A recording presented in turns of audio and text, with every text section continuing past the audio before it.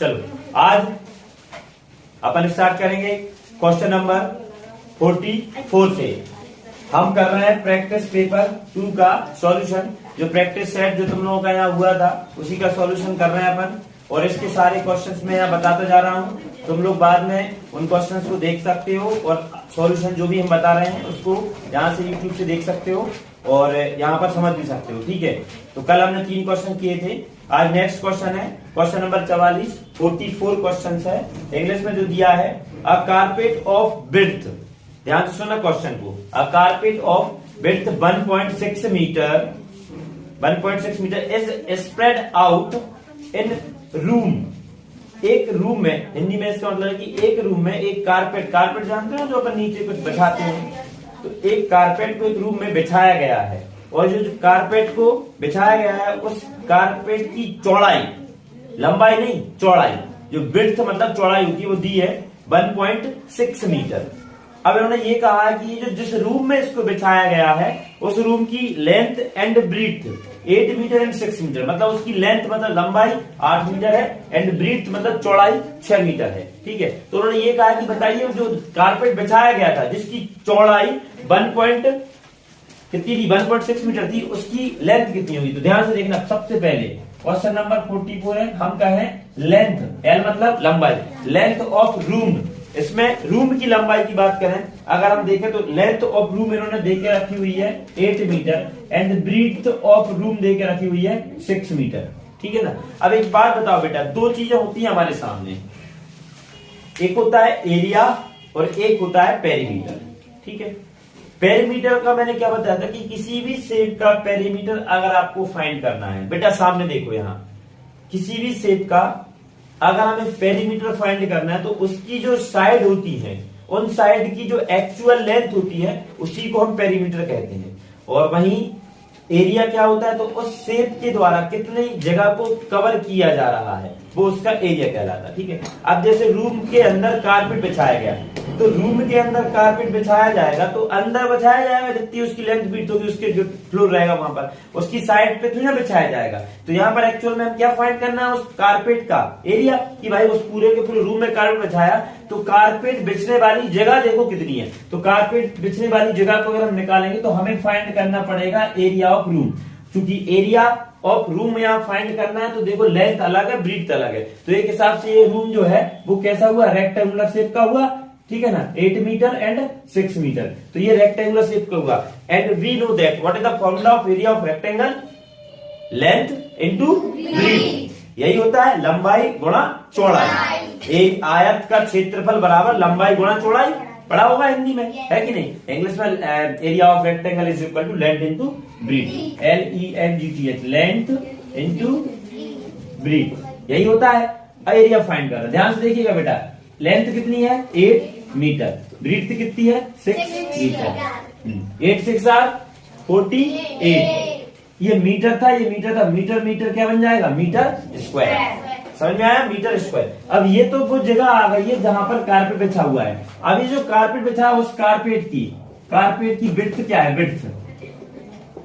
Width of carpet क्या देके रखी है ना, 1.6 मीटर, ये उसकी विड्थ है। इन्होंने कहा है इसकी हमें लेंथ फाइंड करनी है, लेंथ हमें फाइंड करनी है। तो बेटा एक बात बताओ, जो भी उसका मतलब एरिया रहा है इस पूरे रूम का, वही एरिया उस कारपेट का होगा। अब कारपेट की विड्थ दे दी है, लेंथ निकालना है तो हम यहां लगाएंगे क्या, फॉर्मूला एरिया ऑफ कारपेट भी रेक्टेंगुलर शेप का होगा, फॉर्मूला वही आ जाएगा L इंटू बी।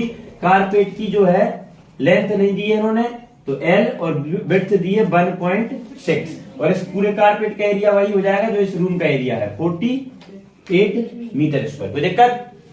अब इसमें हमें L की वैल्यू फाइंड करनी, बेटा ध्यान से देखिएगा, ये L और 1.6 दोनों आपस में मल्टीप्लाई में है। अगर इस 1.6 को हम इस तरफ ले जाएंगे तो क्या हो जाएगा, डिवाइड का, तो 48 divide by 1.6 is equals to length. अब हम इसको सॉल्व करें, यहाँ डेसिमल दिख रहा है, इस डेसिमल को हम रिमूव करते हैं, करेंगे ठीक है ना।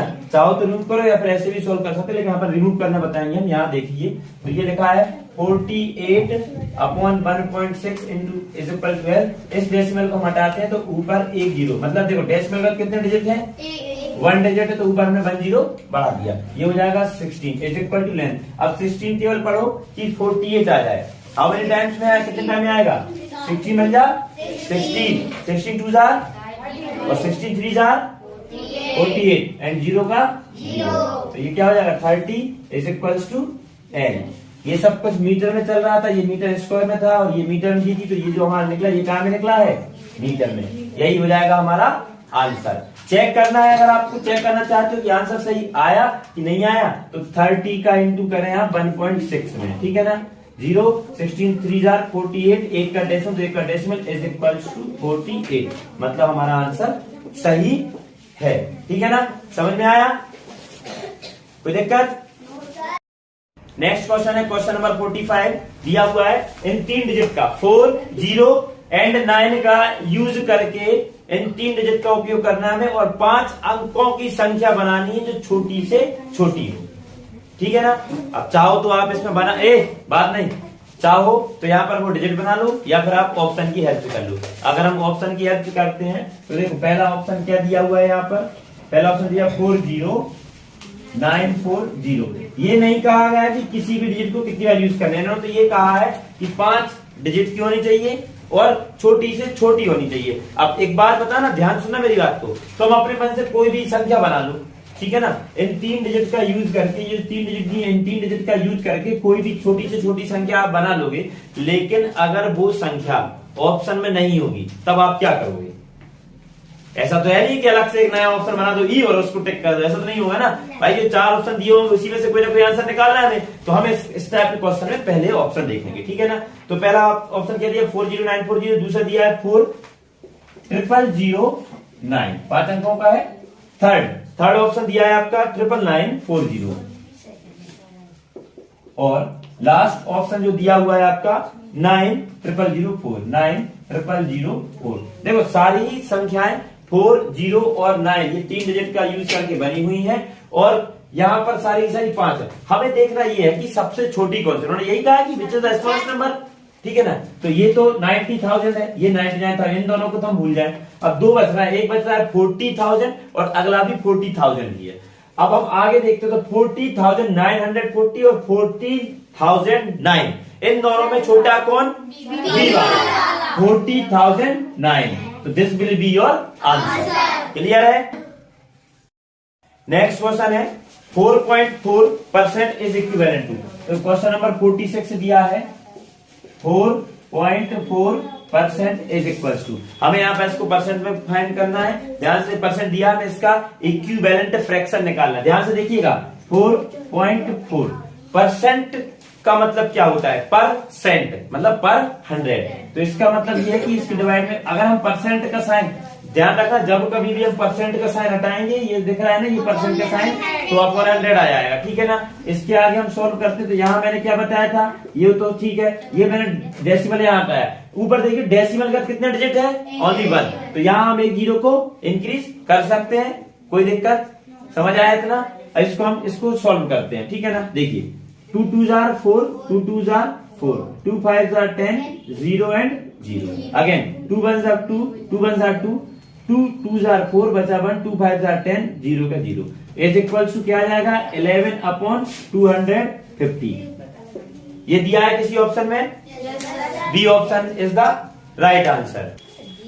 नेक्स्ट क्वेश्चन दिया है how many seconds are there in 24 hour, 24 घंटे में कितने सेकंड होते हैं हमें ये बताना है, ठीक है ना। देखो कुछ क्वेश्चन ऐसे हैं कि हम इनको फाइंड करने नहीं बैठेंगे, हमें इनको याद भी रखना चाहिए, ठीक है ना। देखो जैसा कि एक बात बताओ, आपको पता है 1 घंटे में 60 मिनट होते हैं, फाइंड करने तो नहीं बैठते। आपको पता है एक दिन में 24 घंटे होते हैं, फाइंड करने तो नहीं बैठते। 1 मिनट में 60 सेकंड होते हैं, ये भी हम फाइंड नहीं करते, है कि नहीं। और 1 घंटे में कितने सेकंड होते हैं? बोलिए 3600 भाई। 1 मिनट में 60 सेकंड, तो 1 घंटे में कितने मिनट? 60 मिनट, तो 60 मिनट में कितने सेकंड? 3600 second, 3600 second. तो इसी तरह उन्होंने पूछा है कि how many seconds in 24 hours is equal to how many seconds, ठीक है ना, ये इन्होंने पूछा है। तो देखो हमें पता है, we know that 1 hour is equal to 60 minute and 1 minute is equal to 60 second. इसका मतलब क्या हुआ कि 1 hour is equal to 60 minute into 60 second is equal to 3600 second. अगर बेटा एक घंटे में ये कितना निकल आया 1 आवर का, एक घंटे में 3600 मतलब 3600 सेकेंड है। इतने सिंपल क्वेश्चन है ये, लेकिन कई बार बच्चे थोड़ी बहुत भी अगर थोड़ा सा भी मल्टीप्लाई गलत हो गया तो आपका आंसर गलत हो जाएगा, है कि नहीं। तो ये हमें ध्यान रखना है, ठीक है ना। तो मैं बहुत देर से देख रहा हूं, मैं यहां वहां देख रहा हूं, छोटे छोटे क्वेश्चन में मिस्टेक करते हो बेटा तुम, ठीक है ना। जो गलती पिछले एग्जाम में हुई है वो इस बार नहीं दोहराना है हमें, और हमें ये इस बात का एहसास मत कराओ कि सर हम तो ठीक है अच्छे हैं होशियार हैं, आप टेंशन मत लो हम तो हो जाएंगे, ये मत शू करो।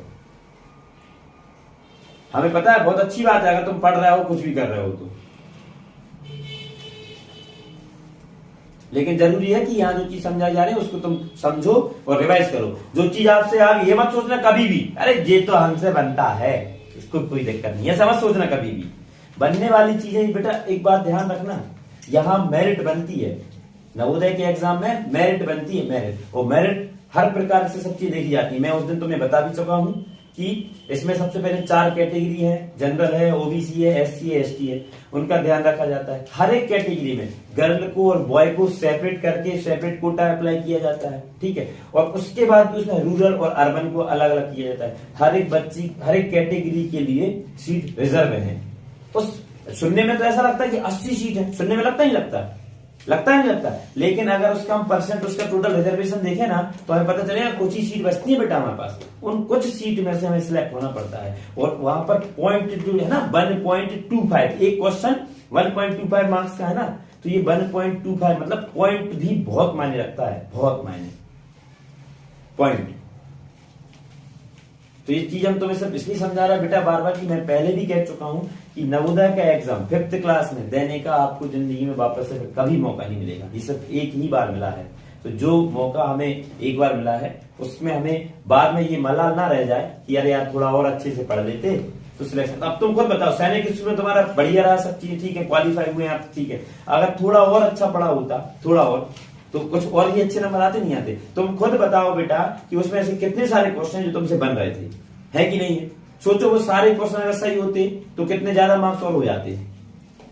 गलती मानते हो कि नहीं मानते, थी गलती नहीं थी, क्या तुम वही गलती फिर से दोहराना चाहते हो? हाँ तो फिर अब ध्यान रखना, ठीक है ना।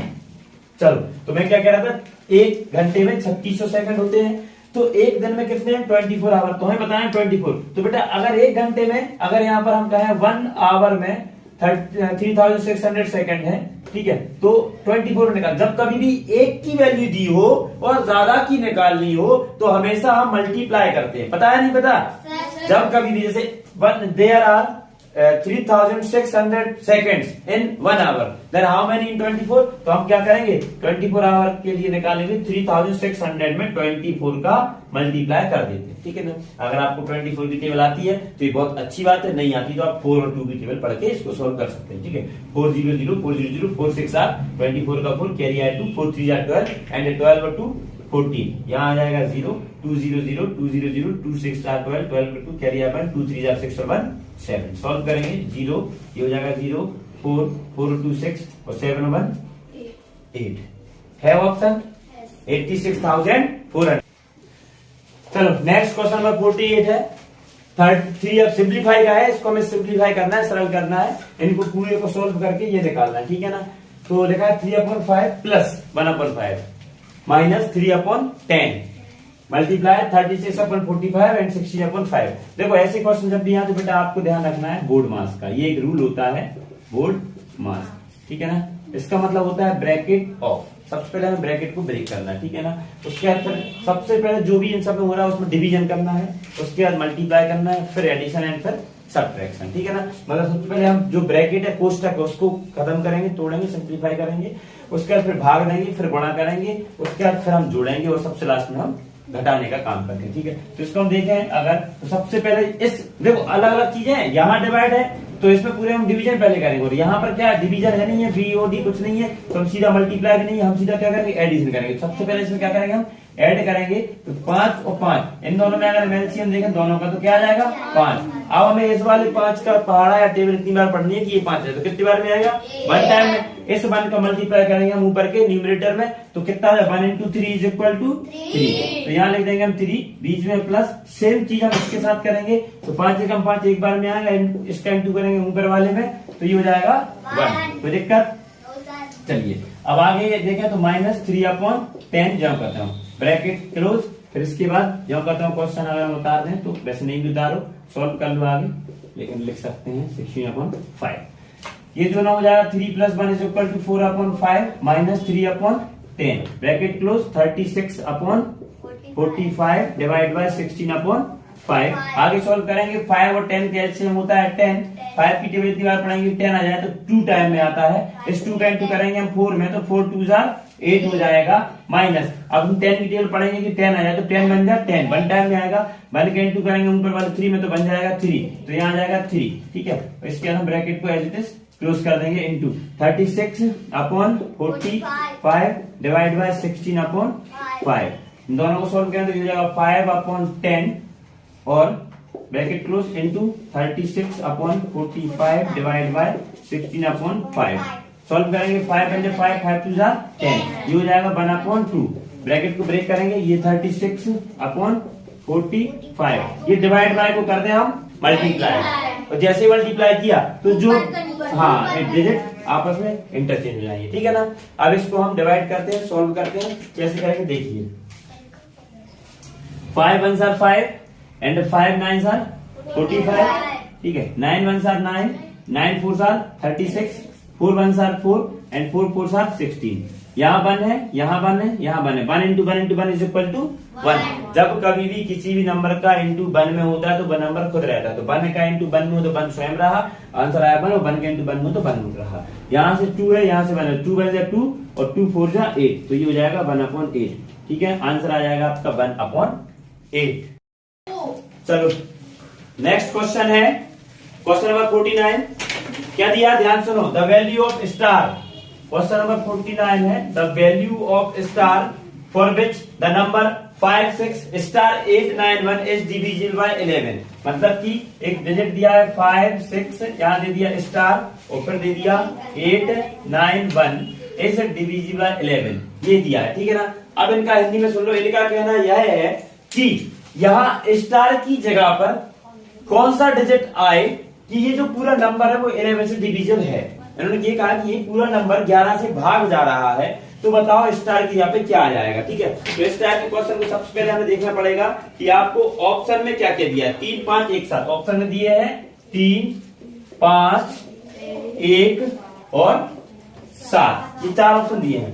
बेटा एक बात ध्यान रखना, जो विभाज्यता के नियम होते हैं, जो डिविजिबिलिटी रूल होता है, ये बहुत इंपॉर्टेंट होता है। ठीक है ना। अब यहाँ अगर आपको 11 का डिविजिबिलिटी रूल नहीं पता, तब आपको इस क्वेश्चन को करने में दिक्कत आएगी। हालांकि हम ये भी आपको एक तरीका बताएंगे कि अगर डिविजिबिलिटी रूल नहीं पता तब भी आप कैसे कर सकते हैं, वो भी हम बताएंगे। लेकिन पहले आपको इस क्वेश्चन को सॉल्व करना है डिविजिबिलिटी रूल के यूज करते हुए। तो हमें पता होना चाहिए कि what is the divisibility of 11।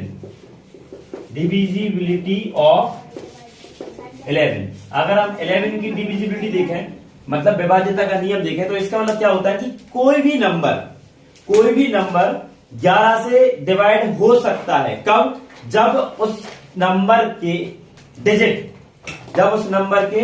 Digit जो है वो ऑड प्लेस के डिजिट और इवन प्लेस के डिजिट, मतलब कि विषम स्थान पर आए हुए डिजिट और सम स्थान पर आए हुए डिजिट का सम, उनका जो सम है उनके सम का डिफरेंस 0। मतलब जैसे यहां पर देखिए, यहां पर 5 6 * 8 9 1, इसमें देखो ये किस प्लेस पर है 1, ये किस प्लेस पर है 2 प्लेस पर, ये किस प्लेस पर है 3, ये किस प्लेस पर है 4, ये 5 और ये 6। तो यहां देखो 2 4 6 इवन प्लेस हो गई और 1 3 5 ऑड प्लेस हो गई। तो इनका सम करना है, इनका सम करना है, जोड़ना है, और उसके बाद दोनों का डिफरेंस निकालना है। अगर दोनों का डिफरेंस 0 आता है तब ये नंबर 11 से डिविजिबल होता है। यह रूल है 11 की डिविजिबिलिटी का। ठीक है ना। बड़े से बड़ा नंबर हो, छोटे से छोटा नंबर हो, आपको चेक करना हो कि यह नंबर 11 से डिवाइड है या नहीं है, तो उसके विषम स्थान के आए हुए अंकों को जोड़ दो, उसके सम स्थान पर आए हुए अंकों को जोड़ दो, और जोड़ने के बाद आपस में उनको घटा दो। घटाने पे 0 आना चाहिए, मतलब कि क्या हो जाएगा, ये डिवाइड हो जाएगा। ठीक है ना। तो देखते हैं हम, यहाँ देखो ये विषम स्थानों का देखें, मतलब अपन ऑड प्लेस का देखें, ऑड प्लेस, या हम कहें विषम स्थान, संख्या नहीं हमें देखना, विषम स्थान। इनका विषम स्थान का देखें तो क्या क्या दिया, देखो एक नंबर पे दिया है 5, प्लस 3 नंबर पे दिया है स्टार, और 5 नंबर पे दिया है 9। इनको जोड़ दो तो क्या 9 और 5, 9 5 14, प्लस स्टार की वैल्यू हमें निकालनी, इसको स्टार ही रहने दो। इसको अगर हम देखें ऑड प्लेस पे देखो तो क्या क्या दिया है, ऑड प्लेस हो गया, सॉरी इवन प्लेस पे देखो आप, इवन प्लेस मतलब कि सम स्थान, इस पर देखें तो क्या क्या है बेटा, 6 है, प्लस 8 है, प्लस 1 है, जोड़ेंगे तो क्या हो जाएगा, 6 और 8 14, 14 और 1 15। अब देखो अंतर, मतलब डिफरेंस निकालो आप, डिफरेंस मतलब कि अंतर, तो क्या हो जाएगा 15 है और ये 14 प्लस स्टार है, मतलब हमें क्या चाहिए, 0 चाहिए। अब यहां हम एक ऐसा क्या नंबर रख दें, ऐसा सुनो यहाँ पे, इस स्टार पर ऐसा कौन सा नंबर आएगा कि इसमें से इसको घटाने पर या इसमें से इसको घटाने पर 0 मिल जाए, 1 क्या आएगा 1। तो ये 15 minus 14 plus star, sorry star, तो इस स्टार की यहाँ पे क्या रखते हैं हम 1। तो अगर यहाँ 1 आता है तो ये हो जाएगा 15 माइनस 15, तो आंसर क्या हो जाएगा आपका 1। समझ आया? तो क्वेश्चन नंबर 50 लिखा हुआ है, the common multiple of 6, 10 and 15, मतलब कि 6, 10 और 15 का सर्वनिष्ठ गुणज कौन सा है, 6, 10 और 15। क्वेश्चन नंबर 50 है, 6 है, 10 है और 15 है। ठीक है, इनका सर्वनिष्ठ मतलब कि एक ऐसा गुणज जो कि इसमें भी आए, इसमें भी आए, इसकी भी टेबल में आए, तीनों में, मतलब कि एक कॉमन मल्टीपल फाइंड करना है जो कि 6 की टेबल में भी आता हो, 10 में भी और 15 में भी। अब ऐसे तो कई सारे आप आगे टेबल पढ़ते जाओ, टेबल तो इनफाइनाइट पढ़ सकते हो, अब अनगिनत होती है। मैंने क्या कहा था कि फैक्टर्स आर फाइनाइट या limited at but multiples are infinite और अनलिमिटेड। जैसे मैंने कहा 6 into 10 तो हो गया 60 इज द मल्टीपल ऑफ 6। वही अगर मैंने किया 6 into 100 then answer will be 600। 600 is also the multiple of 6। तो मल्टीपल तो आप जहां तक बेटा मल्टीप्लाई करते जाएंगे वहां तक मल्टीपल आता जाएगा, लेकिन फैक्टर की बात करें तो 6 का फैक्टर क्या है, 1 है, 3 है और 6। 1 है, 2 है, 3 और 6 है, 1 2 3 एंड 6, 4 ही, इसके ज्यादा नहीं हो सकते। ठीक है, जो मल्टीपल होते हैं बेटा, मल्टीपल हमेशा दिए हुए नंबर से बड़े ही होते हैं, या तो वो नंबर होते हैं या उससे बड़े होते हैं। कभी भी दिए हुए नंबर से छोटा मल्टीपल नहीं हो सकता, गुणज नहीं हो सकता। ठीक है ना। और फैक्टर हमेशा या तो उस नंबर तक होते हैं या उससे छोटे होते हैं, कभी बड़े नहीं हो सकते। जैसे मैंने कहा आपसे 8 का फैक्टर क्या हो जाएगा, 1 हो जाएगा, 2 हो जाएगा, 4 हो जाएगा और 8 खुद हो जाएगा। हाँ जाओ, 1 है, 2 है, 4 है और 8 है, यही 4 हो जाएंगी। ठीक है ना, और ज्यादा नहीं हो सकते। लेकिन अगर इसके मल्टीपल की बात करें तो मल्टीपल क्या होगा इसका, 8 है, 16 है, 24 है, 32 है, 40 है, 48 है, 56, ये है कि नहीं है? yes, sir. तो ये देखो 8 से छोटा तो नहीं है कोई सा भी। तो यही कहने का मतलब है कि मल्टीपल हमेशा बेटा दिए हुए नंबर से बड़े होंगे और फैक्टर हमेशा दिए हुए नंबर से छोटे होंगे। क्लियर। यहाँ हमें 6, 10 और 50 के कॉमन मल्टीपल बताना है। तो ऐसे कॉमन मल्टीपल तो कई सारे होते हैं, लेकिन देखना ये है कि ऑप्शन में कौन कौन से दिए हैं। 10, 20, 30, 40, 10 है, 20 है, 30 है एंड 40 है, कौन सा होगा तो देख लो कौन सा है, देखने। हाँ बहुत बढ़िया। ऐसे ही हमें चाहिए है कि कुछ क्वेश्चन ऐसे हो आते हैं हमेशा एग्जाम में जिनको हम बिना सॉल्व किए आंसर निकाल सकते हैं, लेकिन ऐसा नहीं कि तुम बिल्कुल बिना सोचे ओवर कॉन्फिडेंट, अरे इसका तो यही है, पता चला गलत, ऐसा भी नहीं करना। देखो अपने अंदर एक खुद पे कॉन्फिडेंस होना ये अच्छी बात है कि आंसर है, लेकिन हमें श्योर भी होना है कि हाँ यही आंसर है। क्यों? क्योंकि आप यूज करने वाले हैं OMR शीट, और OMR शीट पर अगर एक बार आपने किसी ऑप्शन को ब्लैक कर दिया तो उसके बाद कोई चेंजेस नहीं होगी। जैसे ये क्वेश्चन था 50 और यहाँ 4 ऑप्शन दिए थे, A, यहाँ दिया था B, C और D। ठीक है ना। अब मैंने कहा तुमने कहा कि सर 30 है, ऑब्वियसली 30 है, 6 5 30, 10 3 13, 15 2 30। अगर हम 10 देखेंगे तो 10 15 टेबल में नहीं आया, पहले नंबर तो आप भूल जाओ 10 को, तो क्यों? क्योंकि यहाँ 15 इससे बड़ा है, ये तो हो ही नहीं सकता। 20 10 की टेबल में आएगा, 6 और 15 की टेबल में नहीं आएगा। 40 6 की में नहीं आएगा, 10 की में आ जाएगा, 15 की में नहीं आएगा, ठीक है ना। तो इस तरह से 30 का 6 आ जाएगा, 6 5 30, 10 3 30, 15 3 30 है। तो आंसर सबको पता है कि सी है। तो सोचो अगर तुमने, लेकिन जल्दी जल्दी तुमने कहा अरे सर 40, इसका 40 आंसर है, और तुमने बाय द वे गलती से 40 को कर दिया ब्लैक, ठीक है, इस तरह से, ठीक है ना। अब तुम्हें याद आ रहा है कि अरे यार 40 नहीं था इसका, तो 30 था। अब क्या करोगे? अब तुम चाह के भी कुछ नहीं कर सकते हो, कर सकते हो क्या? क्योंकि यहाँ यूज होना है पेन, यहाँ यूज होना है आपका पेन। कौन सा पेन? वो भी बॉल पेन यूज होना है, ठीक है ना। जेल मत लेके जाना कोई भी, वहां पे जेल अलाउड नहीं रहता ओएमआर शीट पे करने के लिए, ठीक है ना, क्योंकि उसकी इंक फेड हो जाती है, फैल जाती है। सर वो तो स्कूल में भी नहीं होता। स्कूल में भी नहीं होता, कई सारे बच्चे लिखते हैं, लेकिन वहां ओएमआर पे आपको नहीं लिखना चाहिए। तो यहाँ भी कर दिया। अब आप चाहेंगे भी इसको सही कर। अब पता है कुछ बच्चे क्या करते हैं, कुछ बच्चे इसको करेंगे बहुत अच्छे से, इस तरह से, ठीक है ना, कर दिया और यहाँ पर टिक लगा दिया इस तरह से। इससे कुछ नहीं होना बेटा, इससे आपको नंबर नहीं मिल पाएगा। ये माना जाएगा कि आपने इस क्वेश्चन का गलत आंसर दिया, क्योंकि ये डार्क, अगर दोनों ही डार्क दिखेंगे तो उसमें ये हो जाएगा कि आपने इस क्वेश्चन को अटेम्प्ट भी नहीं किया ही नहीं है इसको सॉल्व। तो इस गलत फहमी में ना रहिएगा। इसलिए जब भी आप क्वेश्चन को टिक लगाते हैं तो बेटा बड़े इत्मीनान से उसको देखो, समझो।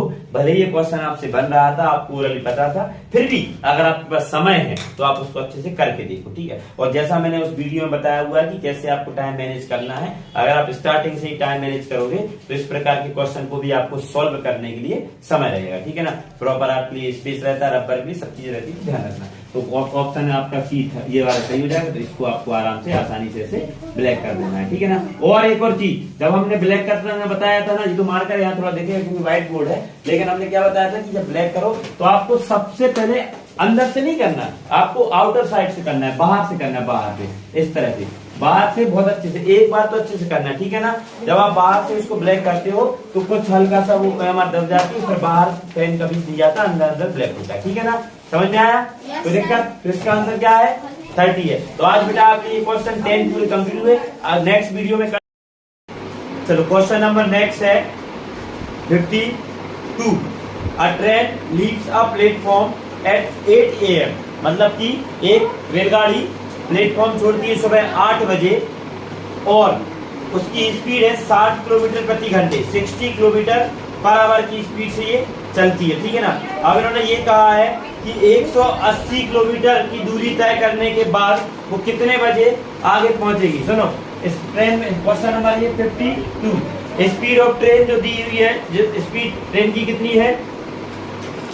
60 किलोमीटर। यहाँ अगर हम देखें हम तो स्पीड ऑफ ट्रेन मतलब कि ट्रेन की जो गति है वो कितनी है? 60 किलोमीटर पर आवर। इसका मतलब होता है 1 घंटे में 60 किलोमीटर चल रही है। और जो दूरी, जो डिस्टेंस जो कि ट्रेन को कवर करना है, डिस्टेंस मतलब कि दूरी, ये करना है इसको 180 किलोमीटर, ये पूरी करना है। अब इन्होंने कहा है कि it leaves the platform, leaves the platform, जो प्रभु कितने बजे छोड़ रही है? 8 AM। AM का मतलब होता है मॉर्निंग में। ये सुबह 8 बजे प्लेटफॉर्म को छोड़ती है, स्टेशन छोड़ रही है। अब इन्होंने ये कहा कि 180 किलोमीटर तक जाने के बाद उसे कितना समय लगेगा, मतलब कितने बजे पहुंचेगी। समय मतलब टाइम कैलकुलेट करना है, तो टाइम तो आप निकाल लेंगे, लेकिन वो टाइम कितने बजे तक वो पहुंच रही है ये हमें देखना है। तो हमें पता है यहाँ पर एक फॉर्मूला सबको पता है कि स्पीड इज इक्वल्स टू क्या होता है? Distance upon time.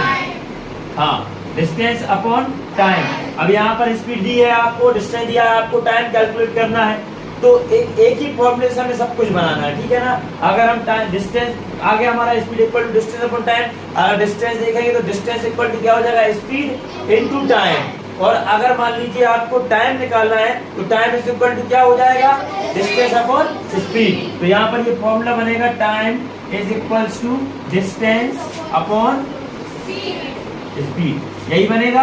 ठीक है ना। अब टाइम हमें निकालना था, तो डिस्टेंस कितना दिया है बेटा, देखो ये चीज हमें ध्यान रखना है, यहाँ किलोमीटर पर आवर और ये किलोमीटर है, तो हमें कोई भी कन्वर्जन नहीं करना है। अगर मान लीजिए आपको इस ट्रेन की स्पीड मीटर पर सेकंड में दी होती और आपको जो डिस्टेंस है वो किलोमीटर दिया होता, तो या तो इस डिस्टेंस को मीटर में बदलना होता या फिर उस स्पीड को किलोमीटर पर आवर में बदलना होता, ठीक है। मतलब हमें ये दोनों चीजें सेम होनी चाहिए, किलोमीटर पर आवर है तो यहाँ किलोमीटर होना चाहिए, और अगर यहाँ मीटर पर सेकंड है तो ये मीटर में होना चाहिए, ठीक है। तो या तो आप डिस्टेंस कन्वर्ट कर सकते हैं या फिर स्पीड को, लेकिन यहाँ दोनों ही चीजें सेम है, किलोमीटर पर आवर और किलोमीटर, तो हमें कोई भी कन्वर्जन यहाँ नहीं करना है और इसको सॉल्व करना है। तो डिस्टेंस हमारा दिया है बेटा 180 किलोमीटर और स्पीड दी है आपकी 60, 60 × 60, 60 3 180 हो जाएगा। ऐसे नहीं आया समझ में तो 0 से 0 कट करके देख लो, 180/60, 0 से 0 कट हुआ, 6 1 6,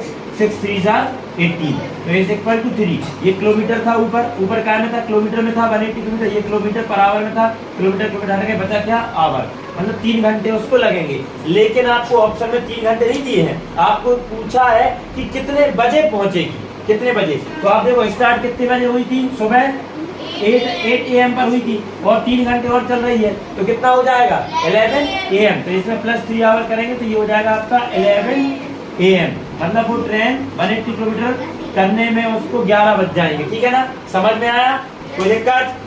चलिए नेक्स्ट क्वेश्चन क्या दिया है आपका, क्वेश्चन नंबर 53 है, सिंप्लीफाई करना है, ध्यान से देखिएगा बेटा, इसको सिंप्लीफाई करना है। तो क्वेश्चन लिखा हुआ है 0.6 मल्टीप्लाई 0.6 प्लस 0.6 डिवाइड बाय 6, इसको सॉल्व करना है। तो बेटा यहाँ पर हमने तुम्हें कल ही बताया था कि यहाँ हम लगाएं, जब भी ऐसे कोई सिंप्लीफाई आए तो हमें बोर्ड मास लगाना है, ठीक है ना। बोर्ड मास मतलब कि bracket of divide multiply addition subtraction, ठीक है ना। ब्रैकेट है नहीं है, डिवीजन, सबसे पहले ये डिवीजन को हम करेंगे, इसको हम एज इट इज लिखते हैं 0.6 मल्टीप्लाई 0.6 प्लस, इन दोनों को सॉल्व करेंगे, मतलब 0.6 को आप 6 से डिवाइड करोगे। ध्यान से देखिएगा, अगर हम यहाँ से डेसिमल को हटा दें तो ये क्या बन जाएगा 6/6, पॉइंट के बाद एक डिजिट तो यहाँ एक लगा देंगे, 6 1 6, 6 10 कोई दिक्कत। 1/10 हुआ, इसको सॉल्व करोगे 1/10 को तो क्या आएगा बताइए जरा, 1/10 को अगर आप सॉल्व करेंगे तो क्या आएगा, पॉइंट में निकाला डेसिमल में, आंसर क्या में दिया हुआ है आपका, ये भी देख लो कि आंसर आपका क्या में दिया है, पॉइंट में, तो यहाँ हमें इसको डेसिमल में निकालना पड़ेगा। अगर इस पूरे को सॉल्व करते हैं इसका मतलब ये है कि इस 1 को इस 10 से डिवाइड करना है, ठीक है ना। क्या यहाँ पर डिवाइड हो रहा नहीं हो रहा, तो हम एक पॉइंट लगाते हैं अपने मन से, यहाँ लगाया 0, 10 1 10, तो क्या आ गया 0.1, मतलब इन दोनों को सॉल्व करने में हमें क्या मिला बेटा 0.1 मिला। आप यहाँ भी देख सकते हैं 0.1 ही मिलेगा, क्यों, क्योंकि आज इस 0.1 को हम कन्वर्ट करते हैं, ये क्या है 1 अकेला बचा, पॉइंट के बाद एक डिजिट था तो हमें नीचे 10 लगाना पड़ेगा, देखो 1/10 बन गया, तो 1/10 से 0.1 है, 0.1 से 1/10, तो ये तो क्लियर हो गया, इसको हमने सॉल्व कर दिया बेटा। अब हम आगे देखें तो हमें क्या करना है, डिवाइड हो गया, अब करना है हमें मल्टीप्लाई, तो 0.6 और 0.6, 6 6 आर 36, यहाँ देखो एक पॉइंट है और एक पॉइंट है, 2 डिजिट है, तो हम 2 डिजिट के बाद क्या लगा देंगे पॉइंट, आगे खाली नहीं छोड़ते इसलिए 0 लगा देंगे, कोई दिक्कत नहीं। चलो आगे दिया है प्लस 0.1, इसको ऐड कैसे करते हैं हम, पॉइंट के नीचे पॉइंट लिखते हैं 0.36 प्लस 0.1, देखो ये जो दशमलव है डेसिमल है पॉइंट है उसके नीचे उसको आना चाहिए, तब जाके ये जो वंश प्लेस थी तो वंश के नीचे वंश आ गया, ये 10th था तो 10th के नीचे 10th का डिजिट आ गया, 6 एज इट हो जाएगा, 3 + 1 = 4 हो जाएगा, डेसिमल और 0, तो ये हो जाएगा इज इक्वल्स टू 0.46, यही आपका आंसर हो जाएगा, और ये दिया है आपके ऑप्शन नंबर बी में 0.46, क्लियर है। चलिए नेक्स्ट क्वेश्चन आपका दिया हुआ है क्वेश्चन नंबर 54। क्वेश्चन नंबर 54 क्या है, ध्यान से सुनिएगा, लिखा है how many prime numbers are there between 70 and 90, मतलब 70 और 90 के बीच में कितनी अभाज्य संख्याएं हैं हमें ये बताना है, ठीक है ना, मतलब अभाज्य संख्या बतानी है 70 और 90, इसको तो तुम्हें कैलकुलेट करना पड़ेगा, तुम्हें याद होना चाहिए, तुम्हें पता होना चाहिए। अब जरा बताओ कि how many prime numbers are there between 70 and 90, 5, कौन कौन से हैं सबसे पहले स्टार्ट होता है कहां से? 71 से।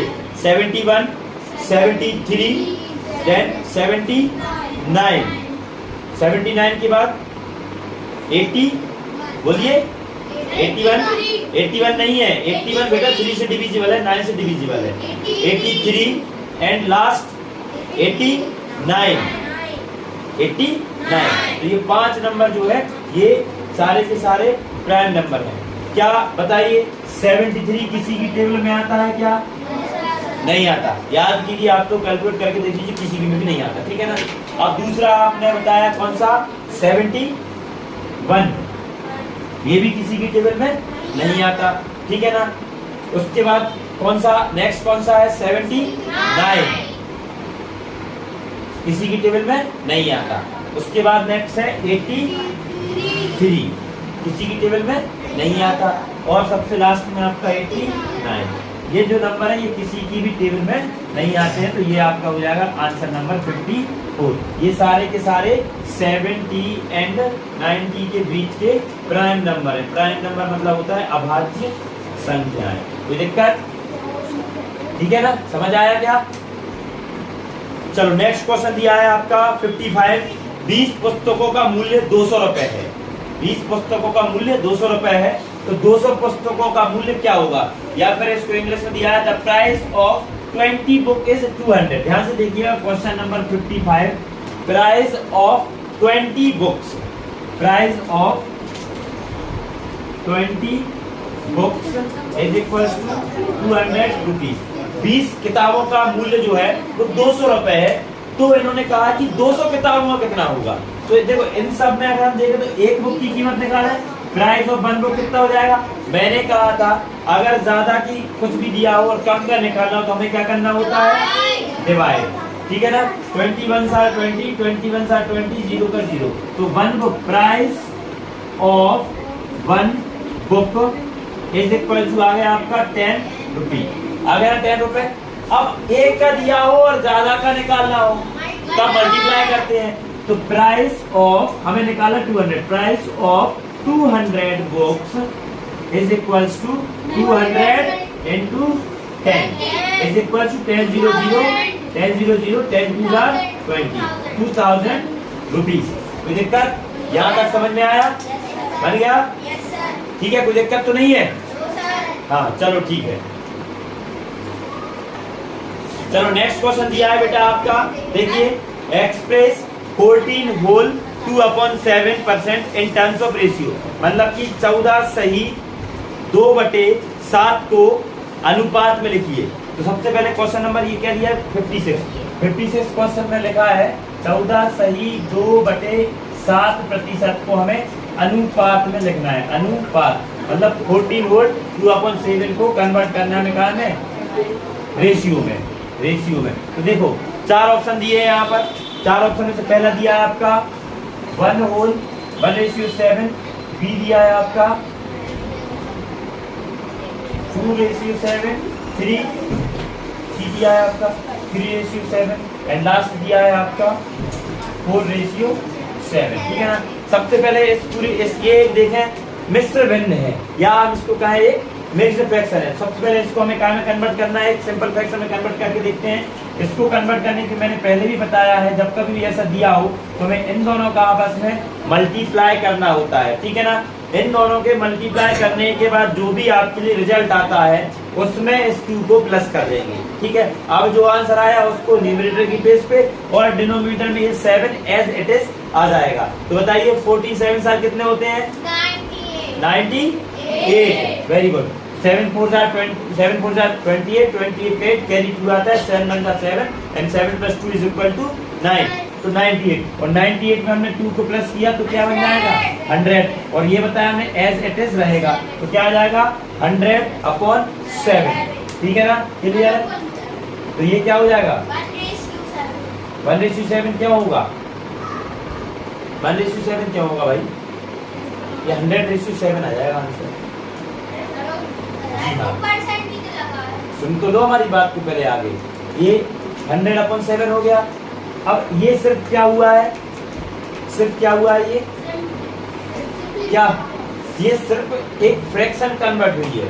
अब एक बात बताइए, इस क्वेश्चन को अगर हम देखें तो ये हमने सिर्फ इसको कन्वर्ट करके लिखा है 100/7, लिखा नहीं लिखा, और ये क्या लगा है पीछे परसेंट, ये हमने जब करते परसेंट लगा दिया। अब कल मैंने क्या बताया था, ये परसेंट क्या बताता है, अगर हम यहाँ से परसेंट का साइन हटाएं तो हमें क्या करना पड़ेगा, 100 तो करना पड़ेगा, लेकिन 100 का क्या मल्टीप्लाई या डिवाइड, मल्टीप्लाई या डिवाइड, गलत है। अब हमने कह दिया गलत है तो डिवाइड। बेटा हमने कहा था किसी भी फ्रैक्शन को जब कभी भी परसेंट में कन्वर्ट करना हो तो हमें मल्टीप्लाई करना होता है, और परसेंट से फ्रैक्शन में कन्वर्ट करना हो हमेशा तो हमें डिवाइड करना होता है। एक बात बताइए, आप इतनी साल से पढ़ रहे हैं और 5th क्लास में आ गए हो तो 4th क्लास तक और मंथली टेस्ट में हर बार आप एक परसेंटेज निकालते होंगे। जैसे मान लीजिए आपका टेस्ट हुआ, 6 सब्जेक्ट है, 10 मार्क्स का टेस्ट हुआ, ध्यान सुनना मेरी बात को। तो मान लीजिए आपको हिंदी में आ गए कितने 10 मार्क्स, इंग्लिश में भी आ गए आपको 10 मार्क्स, ठीक है ना। संस्कृत होती होगी अगर तो मान लो इसमें थोड़ी सी टफ हो जाती है, 9 मार्क्स हो गए। मान लो इंग्लिश में, हिंदी इंग्लिश संस्कृत हो गया। मैथ में तो बहुत बच्चे होशियार होते हैं, 10 हो गए। साइंस में हल्का सा वीक थे आप, हल्का सा, तो 8 मार्क्स आए। और सोशल साइंस थोड़ी सी टफ पड़ जाती है, बोलते सर कठिन लर्न नहीं होती, इस हिसाब से आपको उसमें भी 8 आ रहे हैं। ये है एक एवरेज स्टूडेंट। तो अपर वो होता तो पूरा 10 10 10। मान लो एक एग्जांपल बता रहा हूँ, ठीक है ना। अगर इसको हम सम करें तो कितना हो जाए, 10 और 10 20 और 10 30 और 8 38 और 8 46 और 9 55, कितने हो गए 55। और अगर ये तो हो गए आपके जो आपको मिले वो, अगर मैक्सिमम मार्क्स देंगे तो 10 10 10 10 10 एंड 10, तो मैक्सिमम मार्क्स होगा 60। अगर इसको हम देखें तो इसमें अपन क्या करते हैं कि टोटल आपको मिले 55 मार्क्स, कितने में से मिले 60 में से मिले, लेकिन ये हो गया आपको ऑफ 10 मार्क्स और टोटल मार्क्स। अब आपको इसको फ्रैक्शन में सॉरी परसेंट में कन्वर्ट करना होता है, तब आपसे पूछता है कोई कितने परसेंट मार्क्स आए, तो आप क्या करते हैं इनटू 100, यही करते हैं।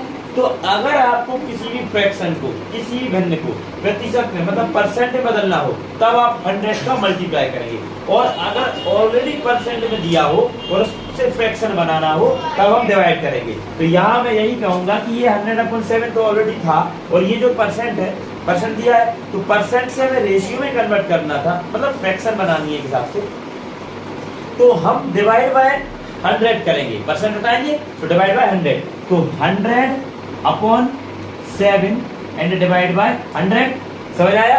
परसेंट हटा दिया, या फिर इसको हम ऐसा करते हैं, ये परसेंट जैसे ही हटाया, यहाँ से जैसे ही हटाया परसेंट, तो ये अपॉन में आ जाएगा 100, कोई दिक्कत।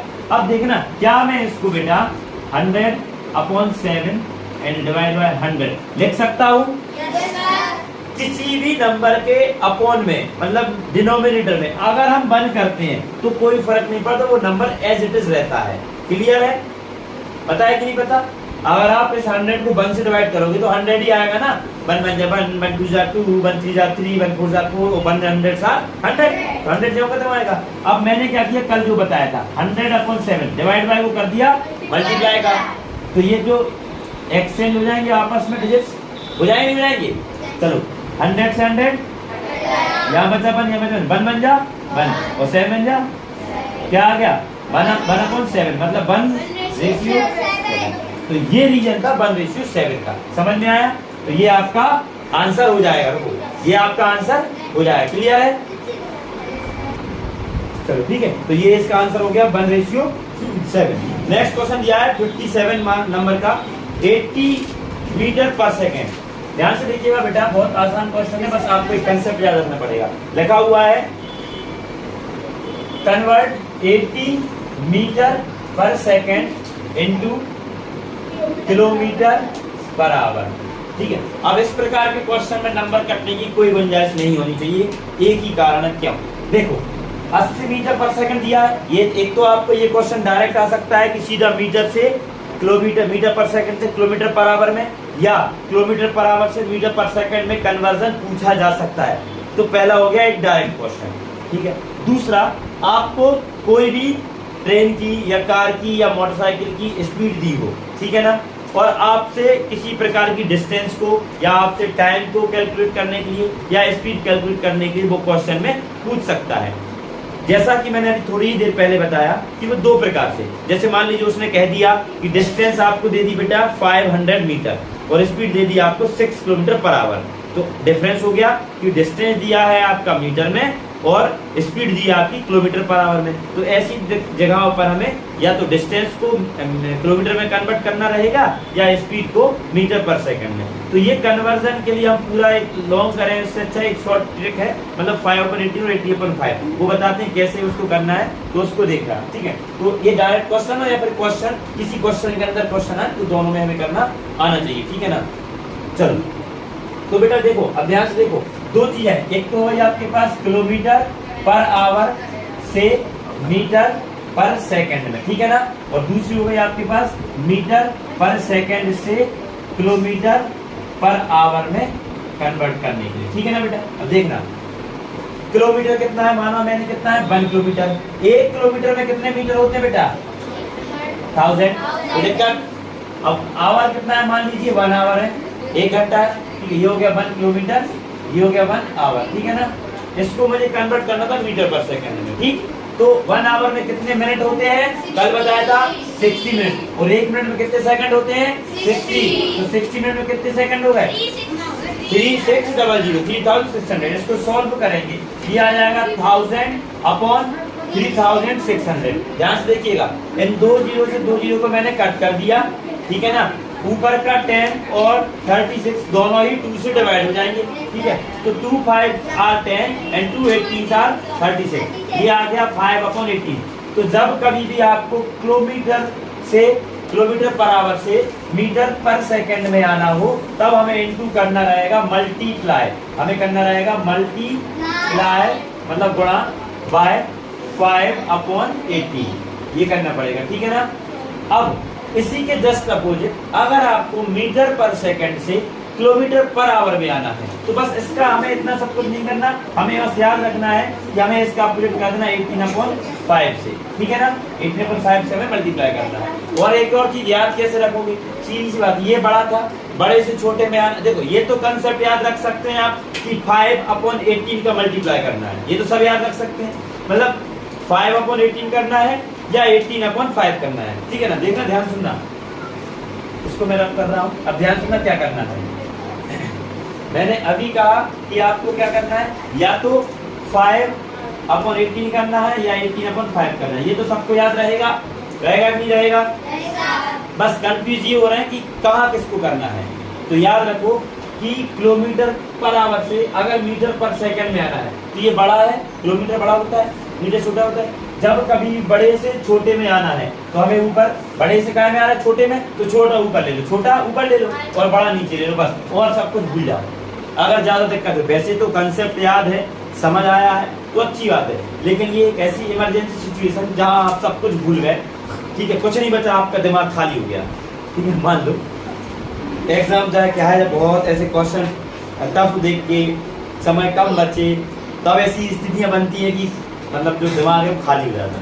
अरे सर, ऐसा बोलते हैं, अरे सर कुछ नहीं आ रहा समझ में, हम तो लगा आए, कुछ भी कर रहा है। तो ऐसी दिक्कतों के समय ऐसा भी नहीं करना कुछ भी लगा दो, उस समय थोड़ा सा ये सोच लेना कि सर ने कहा था कि जब कभी भी बड़े से छोटे में, मतलब किलोमीटर से मीटर में आना है, तो ऊपर न्यूमरेटर पे आप छोटा वाला ले लो, बचा क्या बड़ा वाला 80, तो उसको नीचे रख दो, तो ये हो गया 5/80, और इसके अपोजिट ये कर दो, तो बस आपका ये हो जाएगा। ठीक है ना, अब हमें क्या करना था, मीटर पर सेकंड, देखिए छोटे से बड़े में आना, छोटे से बड़े में आना, तो बड़े को ऊपर कर दो, छोटे को नीचे कर दो। तो हमें कैसे आना है, मीटर पर सेकंड से किलोमीटर पर आवर में आना है। तो कितना था मीटर पर सेकंड, 80 से हमें किलोमीटर पर आवर में, तो बड़े में आना है, तो 18/5 कर दीजिए। ठीक है ना, 5 1 5, 5 1 5 बचा 3, 5 6 30। ठीक है, क्या आ गया बेटा 16 × 18। अब आप टेबल पढ़ेंगे, मैंने कहा था टेबल आपको लर्न करनी है, लेकिन अगर लर्न नहीं है तो ऐसा नहीं कि अपनी होशियारी दिखाने के लिए 18 की टेबल पढ़ेंगे और गलत कर लेंगे, नहीं, प्रयास करो। मैंने कहा था शुरुआत में कि क्यूब रूट, स्क्वायर रूट और टेबल एटलीस्ट 30 तक सभी को याद होनी है, ताकि ऐसी कंडीशन बने तो आप सीधी 18 की टेबल पढ़ें, 8 की ना पढ़ें। लेकिन अगर नहीं पता तो कोई दिक्कत नहीं। ठीक है, चलिए बताइए 18 6 आर कितने होते हैं? अच्छा 8 6 नहीं पूछा मैंने, 18 6 नहीं पता ना, 108, 18 6 आर 108, 108 का 8 एंड कैरी आर 10, 18 बचा 18 प्लस 10 इज इक्वल टू 288। ये काय में कन्वर्ट हो गया? Kilometre per hour. कोई दिक्कत? समझ में आया? नेक्स्ट क्वेश्चन दिया है बेटा, find the volume of a cube whose edge is 4 centimeter. Volume of cube का क्यूब क्या होता है? मैंने बताया था एक ऐसा बॉक्स, जैसे ये रूम है, इसकी लेंथ है, ब्रीथ है और हाइट है। लेंथ अलग है, ब्रीथ अलग है और हाइट अलग है। जब ऐसी कंडीशन हो तो इसको हम बोलते हैं क्यूबॉइड। और अगर मान लीजिए लेंथ, ब्रीथ और हाइट तीनों एक जैसी हो, सेम हो, तो उसको बोलते हैं हम क्यूब। आप सभी ने लूडो खेला होगा, ठीक है, मोबाइल में या फिर घर पे छुट्टियों वगैरह में खेलते रहते हैं ना। तो लूडो का जो डाइस होता है जिसमें 1 to 6 नंबर लिखे होते हैं, 1 to 8, एक फेज पे 1, एक फेज पे 2, एक फेज पे 3, एक पे 4, एक 5 और 6। टोटल उस क्यूब में बेटा 6 फेज होते हैं और उनमें देखो कोई ना कोई लेंथ होगी, कोई ना कोई ब्रीथ होगी, हाइट होगी। जब हम उसको ऐसे करके डालते हैं तो कुछ भी आया था, कभी 1 आता तो कभी 6 आता है ना। तो क्योंकि उसकी लेंथ, ब्रीथ, हाइट तीनों एक जैसी है, तो वो क्यूब जो डाइस है ना जो हम चलते हैं, वो एक क्यूब का एग्जाम्पल है। उसकी लेंथ, ब्रीथ, हाइट तीनों एक जैसी होती है, ठीक है। तो ऐसा ही एक क्यूब का हमें वॉल्यूम निकालना है, मतलब एक घन का आयतन निकालना है जिसकी साइड जो दी है, जिसकी एक साइड की लेंथ दे के रखी हुई है इन्होंने 4। तो उसके लिए बेटा फॉर्मूला होता है volume of cube. Question number कौन सा है? 55 है, सॉरी 58 है। तो लिखा है फॉर्मूला होता है वॉल्यूम ऑफ क्यूब, या जिसको हम हिंदी में कहते हैं घन का आयतन। घन का आयतन, ठीक है ना। इसके लिए फॉर्मूला होता है लेंथ एल ए क्यूब होता है, ए क्यूब, ठीक है, ए क्यूब। ए यहाँ पर ए क्या है? A is equal to side of cube, मतलब उस क्यूब की एक साइड। तो ए की ए यहाँ पर लेंथ क्या दिया है? ए क्या दिया है? 4 सेंटीमीटर, 4 सेंटीमीटर। तो ये ए क्यूब का मतलब A cube is equal to A into A into A. ये जो ऊपर 3 लगा है ना, इसका मतलब होता है ए को ए से 3 टाइम मल्टीप्लाई करना है, ठीक है। तो देखो ए मल्टीप्लाई ए। तो ए की वैल्यू मैंने बताई 4, तो 4 इंटू 4 इंटू 4, बेटा 4 4 आर 16 एंड 16 4 आर 64। तो ये हो जाएगा 64। अभी यहाँ पर सुनो, आगे देखो, ये दिया है काय में बेटा? सेंटीमीटर में। तो ये भी सेंटीमीटर, ये भी सेंटीमीटर और ये भी सेंटीमीटर। तो centimetre into centimetre into centimetre is equal two centimetre cube. तो ये आपका आंसर हो जाएगा। अब कई बार आपको मान लो क्वेश्चन उसमें दे के रखा है, ऑप्शन दिए 4, मान लो पहला दे दिया आपको 64 सेंटीमीटर क्यूब और ऑप्शन नंबर उन्होंने बी दे दिया 64 मीटर क्यूब। अब अगर गलती से आपने ये सही कर दिया तो आपका आंसर गलत हो जाए, क्योंकि आंसर आना चाहिए था सेंटीमीटर में, आपने निकाल दिया मीटर में। तो हमें इस यूनिट का, ये जो यूनिट कहलाती है, इसका भी हमें ध्यान रखना होता है। नेक्स्ट क्वेश्चन दिया है बेटा, क्वेश्चन नंबर 59, ध्यान से सुनना। क्वेश्चन नंबर 59 दिया है, अ गार्डन हैज 7,500 ट्रीज। अंश बिल्कुल बात नहीं करोगे, समझ आ रहा है तुम्हें? और यहाँ जो समझा उसको ध्यान से समझो। A garden has 7,556 trees. If the number of rows and columns of the trees are equal, then the number of rows. देखो एक गार्डन में 7,056 7,056 ट्री हैं। इतने ट्री हैं। अब उन्होंने कहा है कि जितने रो है उतने ही कॉलम है, ठीक है ना। जितने रो है उतने ही कॉलम है। तो बताइए कितने वहां पर रो हैं या कितने वहां पर कॉलम है। मतलब उन्होंने ये कहा है कि जैसे if the rows and columns of trees are equal. देखो मैं ये कहूँ, सुनो, इसके लिए एक छोटे से एग्जांपल से समझो। मैं ये कहूँ कि आपके पास 16 प्लांट हैं, आपने एक छोटी सी जगह पे लगाए हुए हैं। 16 कितने? 1 6 16। अब ये भी कहा है आपने कि सर इन 16 प्लांट को हमने इस प्रकार से लगाए हैं कि जितनी लाइन है, जैसे मान लो 1 2, जैसे मान लो मैंने कहा 1 2 3 4, तो जितने कॉलम है उतने ही एक लाइन में प्लांट है, रो है। तो देखो एक प्लांट ये हो गया आपका, एक प्लांट, 2 प्लांट, 3 प्लांट, 4, यहाँ पर 1 2 3 4, फिर उसके बाद ये लाइन है थी, फिर 1 2 3 4 और 1 2 3 4, ठीक है ना। ये क्या हो गया, चार प्लांट हो गए और 4 लाइन हो गए। देखो जितने रो है उतने ही एक रो में प्लांट है। ये इनका ऐसा इस तरह इनको डिस्ट्रीब्यूट किया है। तो उन्होंने ये कहा है कि बताइए ऐसे कितने नंबर ऑफ रोज हैं या कितने नंबर ऑफ कॉलम्स हैं, ठीक है ना। तो जब कभी भी इस टाइप की क्वेश्चन आए बेटा, तो इसका मतलब होता है हमें फाइंड करना है स्क्वायर रूट। रूट अकेले आप नहीं कह सकते क्योंकि क्यूब रूट भी होती है, ठीक है ना। रूट मतलब हमें मूल, हमें स्क्वायर रूट फाइंड करनी, क्योंकि सिर्फ बात चल रही है number of rose and number of columns की, ठीक है ना। तो 2 चीजों की बात चल रही है, तो हमें स्क्वायर रूट फाइंड करनी है, ठीक? मतलब वर्ग मूल निकालना है। तो इसको निकालने के यहाँ पर 2 मेथड होती है, एक होता है डिवीजन मेथड और एक होता है फैक्टराइजेशन मेथड। तो पहले फैक्टराइजेशन मेथड और उसके बाद डिवीजन मेथड हम बताते हैं आपको, ध्यान से देखना, ठीक है ना। तो ये लगा हमने 7056 फैक्टराइजेशन मेथड से करवाते हैं, आसान है, जल्दी हो जाती है, पेयर बनाने होते हैं। लेकिन जब बड़ा नंबर होता है तब हमें दिक्कत आती है, उसके लिए ऑप्शन है अपने पास डिवीजन, तो वो बता दें, ठीक है।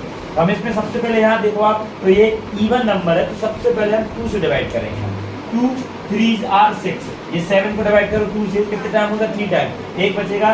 देन 2 5s are 10, यहाँ पर बचा कितनी, तो 2 2s are 4, बच्चा 8, तो 2 8s are 16। आगे करेंगे 2 1s are 2, बचा 1, 2 7s are 14, बचा 1, 2 6 are 12 and 2 4s are 8। Then 2 8s are 16, बचा 1, 2 8s are 16 and 2 2s are 4। आगे करेंगे 2 4s are 8, 2 4s are 8, 2 4s are 1। अब ये आप यहाँ पर एक देखोगे तो ऑड नंबर बन गया। अब यहाँ ये 2 से डिवाइड नहीं होगा, तब किससे होगा, डिवाइड करके नहीं देखना, हमें चेक करना है डिविजिबिलिटी रूल। हम इन नंबर्स का सम करेंगे, 4 + 4 + 1 इज इक्वल्स टू 9। 9 आ रहा है और 9 3 की टेबल में आता है। It means this number is divisible by 3, मतलब यह नंबर 3 से भी डिवाइड हो जाएगा, ठीक है। तो 3 से करते हैं, 3 1s are 3, बचा 1, 3 4s are 12, बचा 2, 3 7s are 21। आगे फिर से डिविजिबिलिटी लगा के देखते हैं, 7 4 11, 11 1 12, 3 से होगा। Then again 3 4 ji 7 4s are 7 4 11, 11 1 12, तो 3 से होगा। हाँ देखो 3 4s are 12, बचा 2, 3 9s are 27।